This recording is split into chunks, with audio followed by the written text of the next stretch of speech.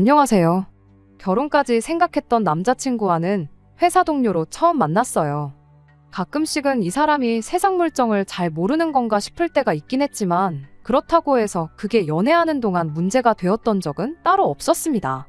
싫은 소리 불평불만 한번 하는 법 없고 어떻게 보면 까탈스러울 수도 있는 제 성격도 잘 맞춰주는 수더분한 성격 때문인가 연애하는 동안 느꼈던 점은 이 사람하고 같이 살게 된다면 적어도 스트레스 받으며 살 일은 없겠구나 싶었었어요.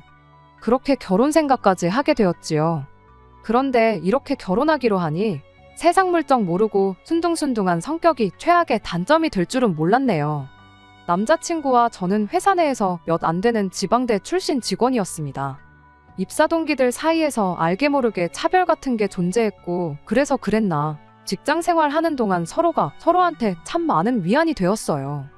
그렇게 업무 외적으로 주고받던 연락이 인연으로 발전해 연애를 시작하게 되었습니다. 사내 연애를 시작했다는 소식을 듣고는 안 그래도 저희를 무시하던 동기들이 끼리끼리 논다고 아주 지방대 출신들끼리 이젠 눈까지 맞았다는 식으로 저희들의 뒷담화를 하고는 했어요. 속이 많이 상했지만 회사에서 말보다는 능력으로 인정을 받는 것만큼 좋은 게 또 없다고 생각했고 연애는 연애대로 회사 일은 회사 일대로 참 열심히 했습니다. 결국에는 저희 능력을 인정받게 되었고 그때 당시 저희를 손가락질하던 동기들 중에 회사에 남아있는 친구가 몇 명 없어요. 풀리기도 저희보다 잘 안 풀렸고요. 아무튼 간에 그 이후로도 둘이서 크게 다툰 적도 없고 서로의 고충도 잘 이해해주면서 서로가 좋은 방향으로 발전할 수 있는 동기부여까지 해줬으니 서로가 서로에게 좋은 시너지를 내준다는 확신을 갖고 그렇게 쭉 이때까지 연애관계를 이어오게 되었습니다. 언젠가부터는 회사 사람들이 저희 보고 결혼은 언제 할 거냐는 식으로 물어오는 지경까지 이르렀네요. 그 때문인가 저희 둘 사이에서 결혼 이야기가 자연스럽게 나오게 되었던 것 같아요. 말씀드렸다시피 저나 남자친구가 본가는 지방에 있어요. 회사는 서울이다 보니 둘 다 집에서 나와 자취를 하고 있고요. 처음 직장 생활 시작했을 때는 서로 사는 곳이 회사를 기준으로 정반대 방향이었었습니다. 그렇다 보니 연애하면서 집이 조금 가까우면 좋겠다는 생각을 했던 적이 몇 번이나 있었는데 시간이 지나 두 사람 다 살고 있던 자취방 계약을 갱신할 때가 다가와서는 살던 집을 연장하기보다는 서로 가까운 곳에 방을 구하는 게 좋겠다는 생각을 했지요. 오며 가며 거의 2시간이 걸렸던 시기에도 잘만 만났는데 그 거리가 1시간으로 줄어들었는데도 불구하고 집이 더 가까우면 좋겠다는 생각이 들었고 그렇게 1년 만에 서로 거의 같은 동네라고 봐도 무방할 만큼 가까운 거리로 이사를 하게 되었습니다. 서로 집에서 집까지 거리가 걸어서 15분 거리도 안 되었어요. 회사에서도 매일같이 보는 데다가 점심까지 같이 먹는데 사는 곳 방향이 같아져 퇴근길에도 같이 있게 되니 문득 그런 생각이 들더라고요. 벌써 우리가 만난 지도 몇 년인데 이럴 거면 그냥 결혼하는 게 맞는 거 아닌가 하는 생각이요. 어차피 매일같이 보는데 보증금 뺀 돈에 여지껏 모아놓은 돈 포함해 대출 좀 받아다가 적당한 위치에 전세든 자가든 신혼집 마련하고 살면 못할 게 어디 있겠나 싶었죠. 이 생각을 남자친구한테 말해주면서 자연스럽게 결혼 이야기가 오가기 시작했어요. 프로포즈를 받는 게 생략되긴 했지만 남들 하듯이 호텔 하나 빌려다가 명품백 선물하는 그런 청혼 저한테는 딱히 안 해도 그만이었어서 그런지 그렇게 아쉽지는 않았습니다. 아무튼 연애를 길게 하긴 했지만 결혼은 또 다른 이야기잖아요. 연애하면서는 서로 구태여 말을 하지 않았던 서로의 상황을 그제서야 처음 오픈하게 되었습니다. 서로의 연봉이야 그건 이미 같은 회사 다니고 있다 보니 굳이 궁금할 것도 없었어요. 같은 해에 입사했고 자취하던 집도 저랑 똑같이 월세였는데 남자친구가 모아놓은 돈이 저에 비해서 너무 적었습니다.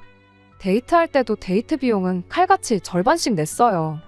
이따금씩 남자친구가 선물 같은 거 해주는 거 보면 저보다는 손이 조금 크구나 싶긴 했는데 그렇다고 해서 모아놓은 돈이 몇 천만 원이나 차이 날 만큼 큰 선물을 받았던 건 절대 아니거든요. 그렇다고 해서 또 남자친구가 돈을 어디 흥청망청 쓰는 사람도 아니었어요.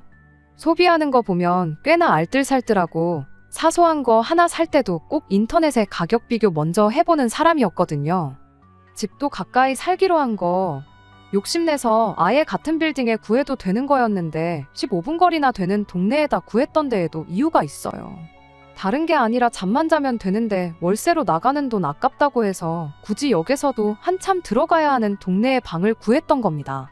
그만큼 꼼꼼히 따지고 아낄 수 있는 부분은 확실하게 아끼는 사람이기까지 했는데, 그런데 막상 까보니 매일같이 집에 가서 혼자 소고기를 구워 먹었다고 해도 설명이 되지 않을 만큼 터무니없이 적은 돈이었습니다. 집이 가까워지고부터는 항상 저를 집 앞까지 바래다 주었던 사람이다 보니 퇴근길에 어디 허튼 데 가서 돈 쓰고 그럴 리도 없었죠. 취미생활 또한 집에서 컴퓨터로 게임하는 정도밖에 없는데 이래저래 사나르는 건 있지만 그 또한 한 달에 많이 써봐야 10만 원 내외였습니다. 어느덧 저희가 회사에 몸담은 지도 5년이 넘어가는데 모아놓은 돈이 1년치 연봉보다 적은 걸 보고 적잖이 놀랐죠. 처음에는 제 성격을 알고도 제 반응 보려고 일부러 짓궂은 장난을 치는 건가 하는 생각이 들 만큼 터무니없는 금액이었거든요. 그런데 남자친구 반응이 오히려 더 기가 막혔습니다. 저는 있는 대로 당황스럽고 날카로운 상황이었는데 남자친구는 해명은커녕 뭐 문제라도 있냐며 제 눈치만 살피더군요.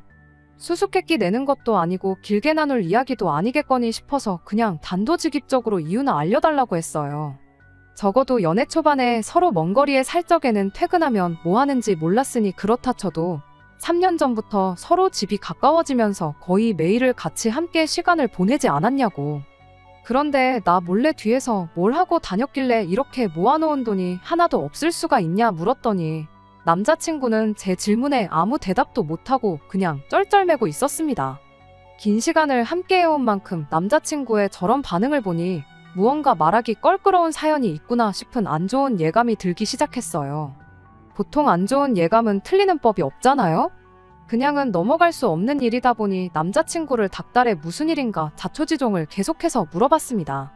계속된 저희 질문 공세에 결국 남자친구가 모든 걸 다 말해줬어요. 그간 남자친구가 취직한 이래로 부모님과 떨어져 지내면서 자기 월급으로 부모님 아파트 대출금을 일부 갚아주고 있었다더라고요. 그것도 모자라 생활비까지 어느 정도 되고 있었대요. 이미 거기서 월급의 절반 이상을 까고 시작했으니 혼자 지내는 생활비에 저랑 데이트하는 비용까지 이것저것 다 계산해보면 쥐뿔도 남는 게 없었던 거고요. 오히려 용케 그만큼이나마 모아놓은 게 대단하다 싶을 정도였어요.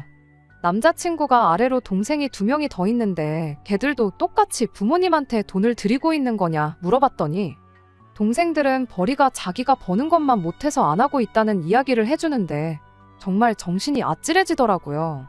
아무리 세상 물정을 몰라도 그렇지.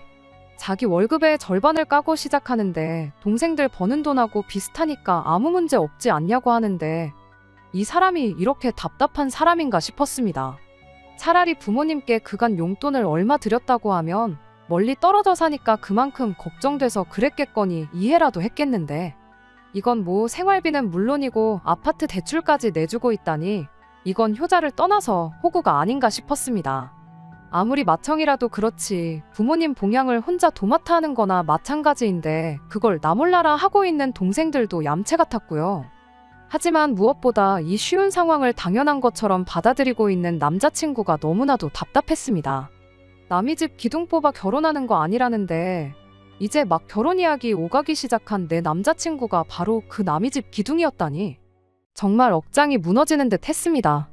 그래도 남자친구한테 현실을 인지시켜주고 설득하면 해결될 수도 있겠다 생각했어요. 이제 결혼하면 부모님께 돈 드리는 건 그만해야 한다고요. 계속 드리고 싶다면 그래도 좋으나 그렇게 되면 나랑 결혼은 못하는 걸로 생각하라고 했죠. 어차피 맞벌이에 저희 벌이가 나쁜 편은 아니니 당장 돈 얼마 부족한 건 사람 착한 거 하나 보고 참으면 되겠다 싶었습니다. 어차피 대출 받는 건 마찬가지인데 자가가 아니라 전세로 구해서 일단 종잣돈부터 마련하면 된다는 계산이었어요. 남자친구도 그제서야 자기가 처한 상황을 알고는 있는지 제 말에 대답 대신 고개를 끄덕이더라고요. 그래도 용돈 정도는 드려도 되지 않냐고 물어보길래 한 달에 한 20, 30 정도 드리는 건 오케이지만 그 이상은 안 된다고 단호하게 딱 잘라 말해줬습니다. 남자친구는 기꺼이 그렇게 하겠다고 대답을 해줬고요. 끝까지 우기면 어쩌지 걱정이었는데 그래도 이렇게 제 뜻에 순순히 따라주는 거 보니 한편으로는 안심이 되었어요. 그 후 일단 남자친구를 저희 부모님께 먼저 소개를 시켰습니다. 실제로 인사드린 적은 없지만 연애하면서 제가 저희 부모님께 몇 번 이야기를 했었고, 사람 자체는 정말 순하고 성실한 사람이기에 저희 부모님께서도 남자친구를 마음에 들어 하셨어요. 저희 집에서 결혼 허락을 받았으니 이제 제가 남자친구 부모님께 인사드리러 갈 차례였습니다. 그런데 남자친구가 이런 이유, 저런 이유를 대면서 인사시키는 나를 미루려고 하더라고요. 쇳불도 당김에 빼랬다고 그걸 미뤄서 뭐 하겠냐고 남자친구를 닥달해 억지로 자리를 만들었습니다. 남자친구가 자꾸 소개를 미루는 걸로 보아 저는 혹시 남자친구 부모님이 저를 마음에 안 들어 하시나 하는 생각이 들었어요. 그도 그럴 게 결국 아들이 집에 해주던 지원을 제가 끊어버린 거나 마찬가지였잖아요. 그런데 인사드리러 처음 만난 자리에서 저를 엄청 반겨주시고 잘해주셨어요. 아들한테 말로만 들었다면서 정말 꼭 보고 싶었다고 하시면서 말입니다. 분위기는 더할 나위 없이 좋았는데 유독 남자친구만 좌불안석 안절부절하고 있었습니다. 긴장은 해도 내가 해야 하는 거 아닌가 싶었는데 알고 보니 긴장해서 그랬던 게 아니더라고요. 이야기를 나누다가 어쩌다 보니 생활비에 대한 이야기가 나왔습니다. 벼랑간 남자친구 부모님이 우리 아들이 집에 해주는 돈이 많아 평생 장가 보내기는 글렀다고 생각했는데 우리 아들 데려가줘서 고맙다며 저 같은 며느리를 보는 운 좋은 시부모는 당신들밖에 없을 거라고 하시는 거예요. 남자친구와 이야기했던 것과는 전혀 다른 이야기를 하는 걸 보아하니 그때 딱 깨달았습니다. 남자친구가 저를 집에 인사시키는 걸 미루려고 했던 그 진짜 이유를 말이지요. 부모님이 실망할까봐 그랬던 건지 아예 집에다가는 말조차 꺼내지 않았던 거예요. 상황 파악이 끝나자마자 남자친구한테 맡겨선 평생 가도 말을 안 하겠다 싶어서 제가 대신 입을 열었습니다. 아드님, 그러니까 남자친구가 아직 말을 안 한 것 같은데 결혼 후에는 저희도 신혼집을 구하면서 대출금이 생기고 경제적으로 빠듯해지지 않겠냐고. 그러니 앞으로는 대출금 내드리던 것부터 생활비 보태던 건 못 드리게 될 것 같다고요. 그 말이 끝나기가 무섭게 남자친구 어머니의 표정이 싹 바뀌더라고요.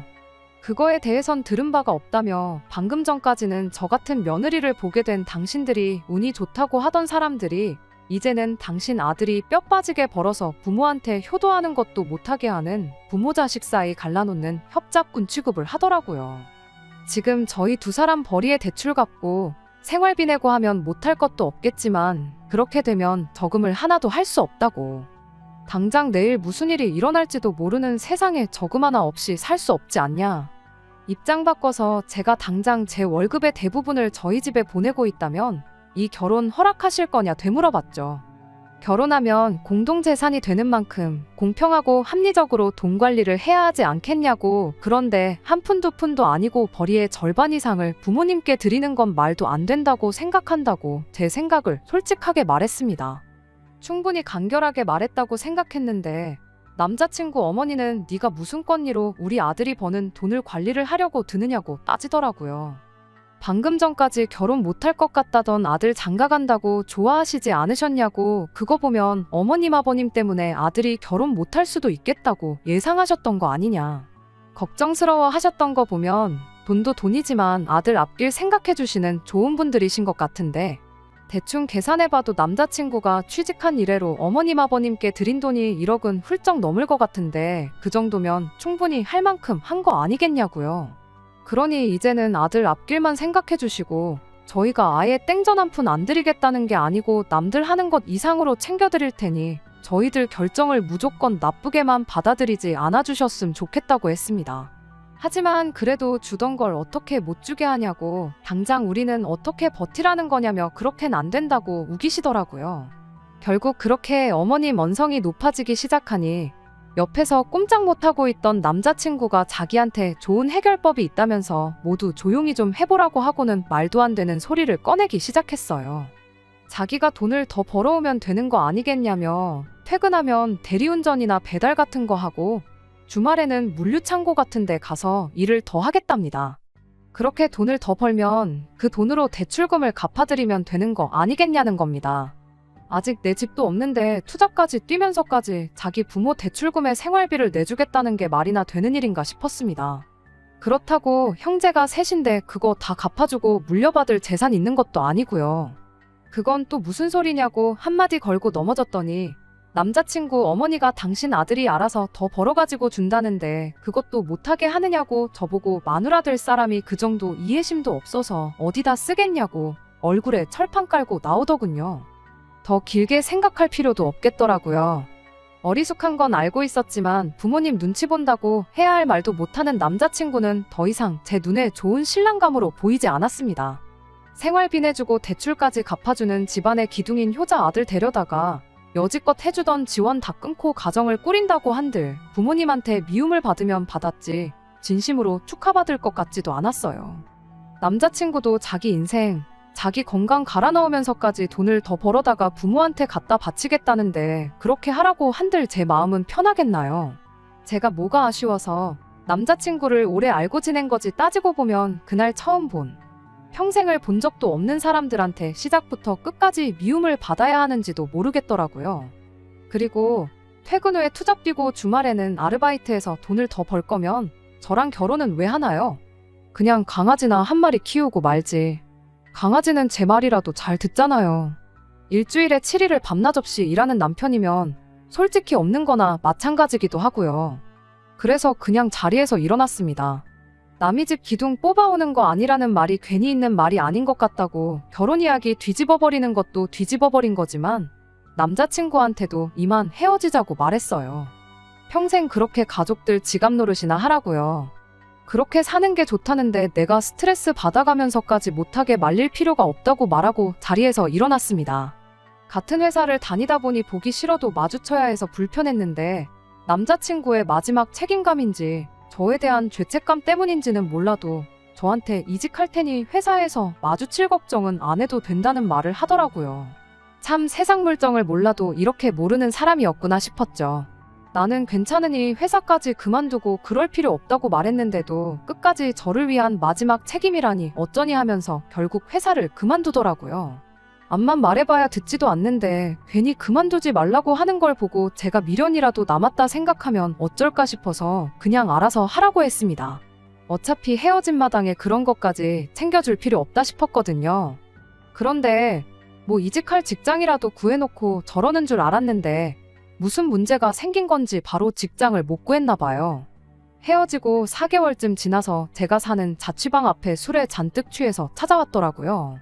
평소에 술은 입에도 안 대던 사람인데 뭔가 싶어서 이야기를 들어봤는데 직장을 못 구해서 수입이 없는 상황인데 부모님들은 멀쩡히 다니던 회사 그만둔 남자친구 잘못이라면서 그나마도 얼마 안 되는 저금이라고 모아놓은 돈을 내놓으라고 했다는 겁니다. 당장 자기는 수입이 없어서 걱정이 돼서 죽겠는데 남자친구 부모님은 그 몇 달을 못 기다려서 얼마 안 되는 자기 돈을 가져가려고 한다고요. 그리고 상황이 이렇게 되니 자기가 자기 인생에 얼마나 큰 부분을 놓아버린 건지 이제야 깨달았다고 하면서 저한테 사과를 하더라고요. 이제 정말 자기는 부모님 안 보고 살아도 되니까 자기를 다시 받아달라고요. 집에다 돈 가져다 바치는 것도 그만둘 것이고 2번 다시 호구 노릇 하지 않겠다고 머리를 바닥에 찌으면서까지 부탁을 하더라고요. 그렇게 오래 연애했고 그동안 정이 많이 들었는데도 안쓰럽지가 않았습니다. 결혼 이야기 오갈 때던 회사 그만둘 필요까지 없다고 제가 이야기했을 때 진작에 들었으면 이럴 일도 없었을 텐데요. 다 자기가 뿌린 씨앗인데 달게 받아야죠. 불쌍하다고 다시 받아줬다가 괜히 또 새 직장 구하자마자 가족들한테 돈 줘야겠다 그럴 수도 있는 노릇이고요. 그래서 안타깝지만 나는 너랑 다시 시작할 생각이 없다. 그리고 술 먹고 이렇게 찾아오는 것도 싫고 우리는 이미 끝난 거니까 2번 다시 찾아오지 말라고 했습니다. 내가 뭐라고 당신하고 당신 부모님, 부모 자식 간의 천륜을 끊어낼 수 있겠냐고. 믿는 도끼에 발등 찍히는 것도 딱 한 번이라고 했고 넌 벌써 그 기회를 날려먹었다고 했어요. 그 뒤로 한동안은 연락도 소식도 모르고 지냈습니다. 회사에서 남자친구와 친하게 지내던 직원이 남자친구 소식을 들었다며 저한테 말해줬어요. 고향에 돌아가서 그쪽에서 일자리 찾으러 다니면서 아르바이트 하고 있다고 하더라고요. 워낙에 경력이 좋아서 오히려 그쪽에서 새 직장 구하는 게 힘든가 보다 싶더래요. 불쌍하긴 하지만 한편으로는 남자친구를 다시 안 받아주길 잘했다는 생각이 듭니다. 결국에는 가족을 놓지 못해서 안정적인 새로운 직장을 찾는 게 아니라 부모님 당장 생활비랑 대출금 내주기 위해서 고향으로 돌아간 모습을 보면 아직 정신 덜 차린 것 같네요. 그동안 만나온 정에 휩쓸려 받아줬더라면 결국엔 또 어떤 방식으로든 자기 가족들 먹여 살리겠다고 투잡을 뛰겠다느니 내 돈을 빌려서 쓰겠다느니 분명 무슨 일이 있어도 있었을 겁니다. 비록 이렇게 완전히 끝나버리게 되었지만 아무쪼록 언젠간 정신 차리고 이용만 당하고 있다는 걸 깨달았으면 좋겠네요. 부모님이 키워준 은혜 당연히 헤아릴 수 없을 만큼 커다란 것이겠지만 자기 인생까지 갈아서 갚아야 할 정도로 가스라이팅을 당한 모습을 보니 그냥 한편으로는 안쓰럽기도 한 것 같아요. 뭐 저랑은 이제 헤어졌으니 제가 더 이상 신경 쓸 일은 아니지만요. 정신 차리면 그만둘 것이고 정신 못 차리면 앞으로도 저렇게 살아가겠죠. 두 번째 사연입니다. 안녕하세요. 날이 점점 추워지는 게 벌써 한 해를 마무리할 때가 다가왔다는 사실이 물씬 느껴지네요. 이제 해가 넘어가면 저도 30살이 돼요. 못해도 30 전에는 결혼을 하고 싶었는데 올해가 2달 남짓 남은 이 상황에 모든 걸 준비 마치고 결혼을 하는 건 불가능하다 싶습니다. 그리고 이 사람과 결혼을 하는 게 맞나 싶은 생각이 들기도 하고요. 그래서 이렇게 다른 분들의 의견이나 조언을 구해보고자 사연을 보내보게 되었습니다. 저보다 3살이 많은 남자친구와 3년 조금 넘게 연애를 했습니다. 제가 연애 2년 차부터는 30 전에는 결혼을 하고 싶다는 말을 했다 보니 남자친구 또한 제가 결혼을 염두에 두고 연애를 하고 있었다는 사실을 알고 있었죠. 남자친구가 저보다 연상이다 보니 결혼 이야기에 부담을 갖거나 하지는 않았던 것 같아요. 그렇게 1년이 지나서 지지난달부터 처음으로 저희 두 사람 사이에서 결혼 이야기가 오가기 시작했습니다. 사실 남자친구에게 30 전에 결혼하고 싶다는 말을 먼저 꺼냈을 때 남자친구가 별다른 반응이 없어서 에라 모르겠다 하고 저희 집에 인사를 먼저 시켰던 적이 있었습니다. 이후로 집안 행사에도 불렀던 적이 몇 번 있었고요. 그때 집안일도 잘 도와드리고 무엇보다 저희 부모님께도 정말 잘했어요. 그 뒤로 저희 부모님께서도 은근 남자친구랑 잘 돼서 결혼하기를 바라시는 것 같더라고요. 아무튼 그렇게 남자친구도 저에게 결혼 이야기를 꺼내게 되었고 이제 천천히 준비해서 못해도 내년 봄에는 식을 올리면 되겠구나 그렇게 생각하고 있었는데 말씀드렸다시피 여기서 다른 분들의 의견을 한번 들어보고 싶어 이렇게 사연을 보내게 되었습니다. 결혼 이야기 나오기 시작하고 얼마 지나지 않아서 남자친구가 난데없이 꺼냈던 이야기가 하나 있었어요. 어머니가 자기 어렸을 적에 고모들과 할머니한테 엄청 시달리고 사느라 고생을 참 많이도 하셨다고요. 그것 때문에 자기가 어머니한테 효도를 하는 게 마땅하다는 생각을 가지고 있더라고요. 조금 의아했던 게 고모나 할머니 때문에 힘든 삶을 살아오셨으면 아들인 남자친구가 아니라 남편인 아버님이 어머님께 더 잘해야 하는 거 아닌가 싶었죠. 어머니한테 잘하는 게 나쁘다는 건 아닌데 계속 이야기를 듣다 보니 남자친구가 어머니를 생각하는 그 효심이 조금은 지나치지 않나 그런 생각이 들었습니다. 제가 볼 때는 남자친구가 어머니께 잘하고 싶다는 소리가 그저 이유에 불과하고 그냥 무조건 잘해드리고 싶어하는 것처럼 느껴지더라고요. 게다가 자식이 부모님께 잘해드리는 방법이 여러 가지가 있을 텐데 남자친구는 효도를 꼭 돈으로 해야 한다는 생각을 갖고 있었습니다. 남자친구가 안정적인 직장을 다니고 있고 월급 받는 것 또한 또래에 비해서 잘 받는 편이에요. 결혼을 하게 된다면 저도 맞벌이를 할 생각을 가지고 있으니 둘이 받는 월급 합치면 넉넉 잡아 700만 원 언저리쯤 될 텐데 그 정도면 양가 부모님께 용돈 조금 드리는 거야 문제도 아닌 벌이잖아요. 그런데 벼랑간 결혼하거든 자기 월급의 절반을 어머니한테 드려야겠다는 말을 꺼내왔으니 저로서는 고민도 많이 생기고 받아들이기가 힘든 상황입니다. 게다가 그 이유가 할머니랑 고모들 때문에 고생했다는 이유였으니 제 입장에서는 도저히 그냥 넘길 문제가 아니구나 싶었어요. 이제 막 결혼 이야기 오가기 시작했는데 굳이 시작부터 월급의 절반을 엄마 주겠다는 소리를 꼭 해야 하나 서운하기도 했죠. 만약에 어머님이 저희 결혼하고 나서 아이를 봐주신다거나 한다면 그때야 월급의 절반이 아니라 한 달에 200만 원도 드릴 수 있겠지만 아무 이유 없이 그냥 드리는 건 아닌 것 같다고 딱 잘라 말은 했는데 남자친구는 그건 나중 가서 이야기하자며 대답을 얼버무렸습니다. 그거야 남자친구가 말한 대로 결혼 후에 양가 부모님께 드릴 용돈이나 생활비에 대해서는 결혼 준비하면서 차근차근 이야기를 나누면 되겠거니 싶어서 그냥 넘어갔어요. 그런데 얼마 전에 남자친구 어머니께 인사를 드리고 오면서 진짜로 결혼은 현실이구나 싶고 여러 가지 생각이 드는 거예요.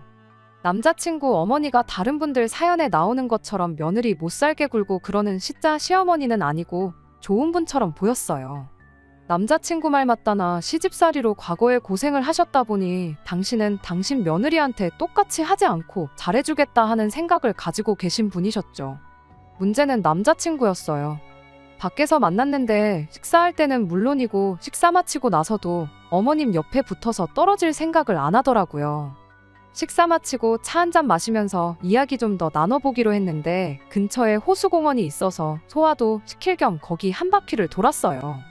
남자친구는 어머님 옆에 착 달라붙어서 카페에 들어갈 때까지 저는 안중에도 없었습니다.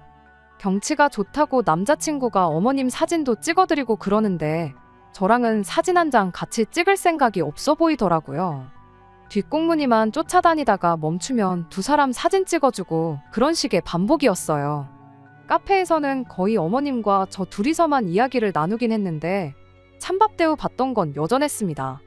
커피고 빵이고 남자친구는 어머님 챙겨주는데 정신이 없어 보였거든요.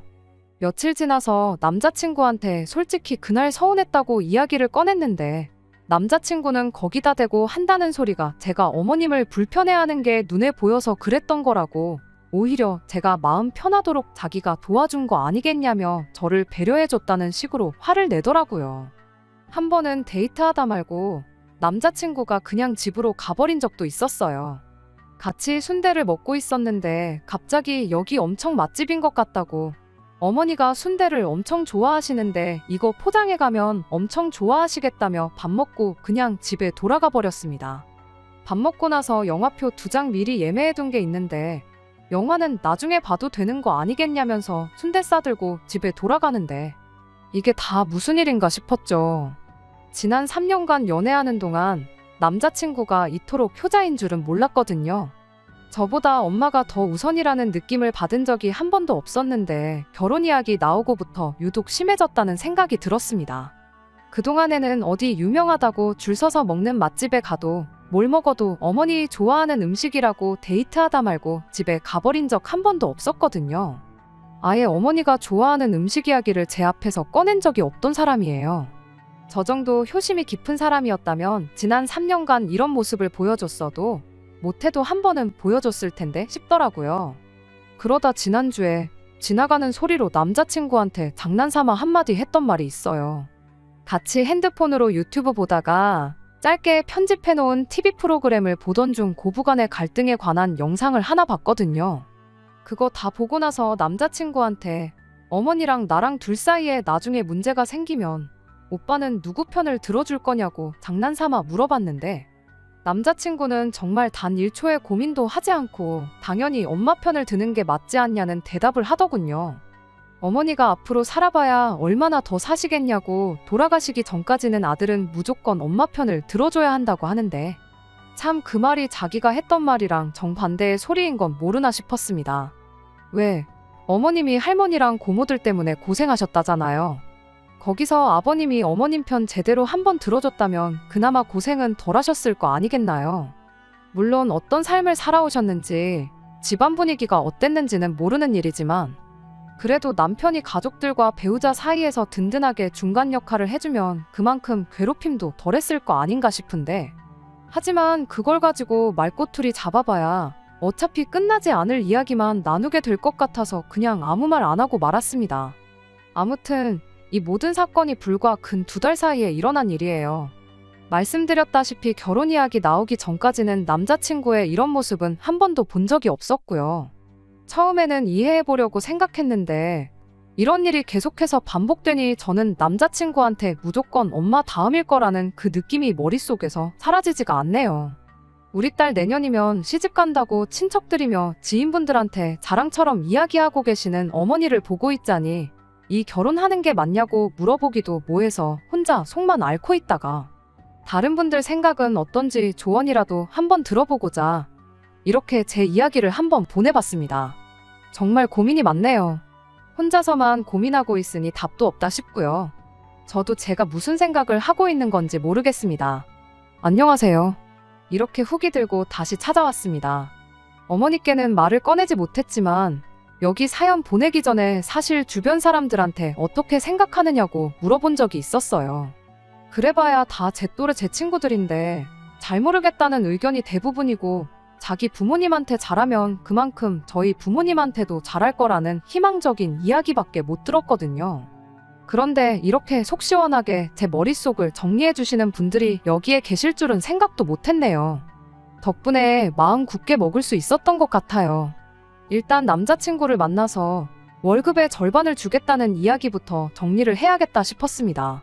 그리고 어떤 분이 조언해 주신 대로 혹시 지금도 어머님한테 용돈으로 얼마를 드리고 있느냐 물어봤어요.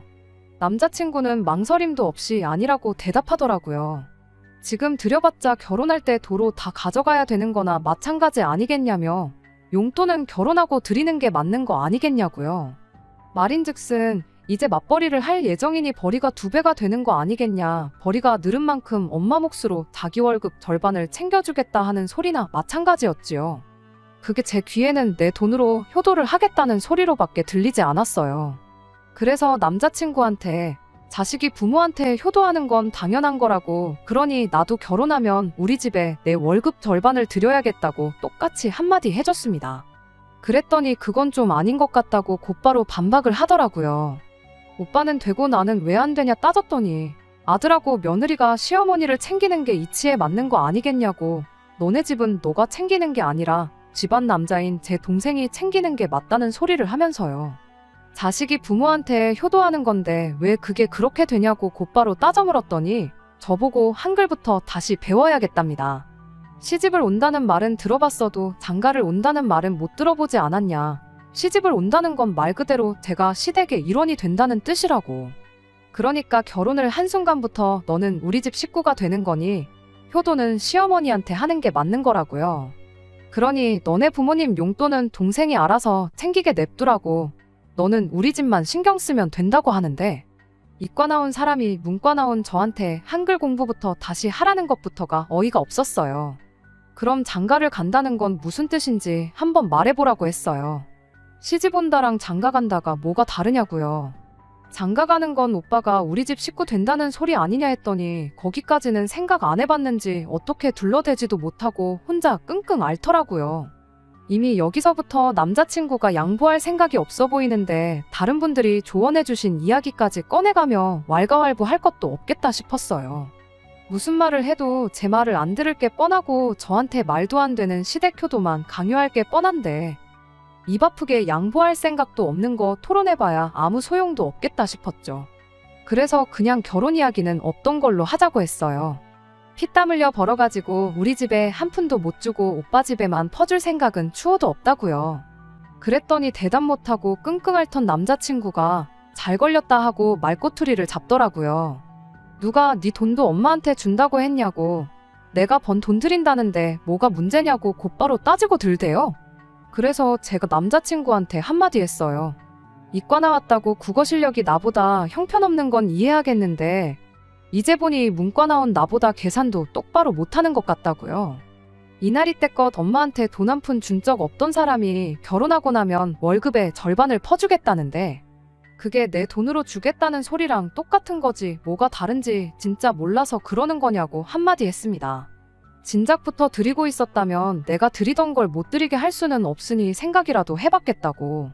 그런데 보니까 그런 것도 아니고 양가에 똑같이 드리자는 것도 아니고 지네 집만 챙기겠다는데 그런 이기적인 사람하고 결혼해서 무슨 좋은 꼴을 보겠냐. 그냥 결혼은 없던 일로 하자고 한마디 더 쏘아붙였습니다. 그랬더니 너 지금 돈 얼마 때문에 파혼하겠다고 하는 거냐며 입에 개거품을 물대요. 그러더니 용돈 문제는 그럼 나중에 다시 이야기하자고 은근슬쩍 화제를 돌리려고 하더라고요. 뭘 다시 이야기하긴 다시 이야기하냐고. 지금 당장 안 드리겠다고 해도 그 말 안 믿을 거고 결혼할 때 되니까 그동안 못했던 효도가 하고 싶은가 본데 그냥 결혼 없던 일로 할 테니 그 마음 변치 말고 이제부터라도 어머니한테 최선을 다해서 효도하라고 한마디 해주고 자리에서 일어났습니다. 그리고 남자친구한테 마지막으로 조언 한마디 해줬어요. 나 다음에 만날 여자한테는 다른 것보다 결혼하거든 월급의 절반은 시댁 몫이 될 테니 그리 알라고 결혼 이야기 나오기 전에 미리 말해주라고 했어요. 안 그러면 또 연애한다고 시간은 시간대로 날리고 결혼 목전에 가서 똑같이 파혼당할 거라고요. 오빠 남은 인생에 평생 도움될 꿀팁이니까 좋은 거 배웠다고 생각하고 지금 먹은 밥값 대신 내주고 퉁치라고 했습니다. 그 말 하기 무섭게 직원분한테 계산은 저 사람이 해줄 거라고 말하고 가게 밖으로 뛰쳐나왔네요. 계산하는데 시간이 걸려서 그런지 남자친구가 저를 쫓아오지는 않았고 대신 그날 하루 종일 전화기에 불이 나도록 전화를 해댔어요. 계속 씹고 있다가 밤10시가 돼서 걸려온 전화를 받았습니다. 밥 먹다 말고 파혼당하니까 실감이 났는지 그제서야 저한테 사과를 하더라고요. 그러면서 한다는 소리가 그러면 너가 벌어온 월급의 절반은 너네 집에 드리는 걸로 하겠다네요. 어차피 싹싹 빌어도 다시 받아줄 생각은 없었고 전화를 받은 이유도 이제 잘 거니까 전화하지 말라고 한마디 해주려고 받은 거였는데 어떻게든 엄마한테 자기 월급 절반 퍼주고 싶어서 저러는 거 보고 있으니 더 이야기 나눌 것도 없이 파혼하자고 한 게 정말 잘했다는 생각이 들었습니다. 아직도 자기가 왜 파혼당했는지 이유도 모르고 있냐고 이젠 어머니한테 돈을 퍼주고 그런 걸 떠나서 이해력도 딸리고 멍청하기까지 한 사람하고는 결혼 생각 없다고 제발 연락하지 말고 시집와서 시댁 귀신으로 살다가 죽을 사람 새로 찾아서 결혼하라 말하고 전화 끊어버렸어요. 그렇게 남자친구하고는 결혼 이야기도 없던 일이 되었고 영원히 모르는 사람으로 지내게 되었네요. 하고 싶은 말 다 해서 속은 후련했지만 그래도 결혼까지 생각한 데다가 3년이라는 긴 시간을 함께했던 사람이다 보니 솔직히 아쉬운 마음이 안 든다고 하면 그건 거짓말일 거예요. 하지만 이 결정이 후회가 되지는 않습니다. 어떤 분이 해주셨던 말 맞다나 남의 집 기둥 뽑아서 결혼하는 거 아니라는데 여러분들이 해주신 조언 무시하고 결혼했다면 아마 제 남은 평생을 후회하면서 살았을 테니까요. 왜 결혼하고 나서 효자가 되고 싶어 저렇게 안달들일까요? 죽었다 깨나도 그것만큼은 왜 그런지 그 이유를 모를 것 같아요. 사실 알고 싶지도 않고요. 아무쪼록 남자친구가 이제부터라도 어머니께 진정한 효도를 해주고 평생 그렇게 엄마 곁만 지키다가 혼자서 늙어갔으면 좋겠네요. 끝까지 들어주셔서 감사합니다. 오늘의 사연은 여기까지입니다. 구독과 좋아요, 알람 설정 부탁드리고 더 좋은 사연으로 다시 찾아뵙겠습니다. 감사합니다.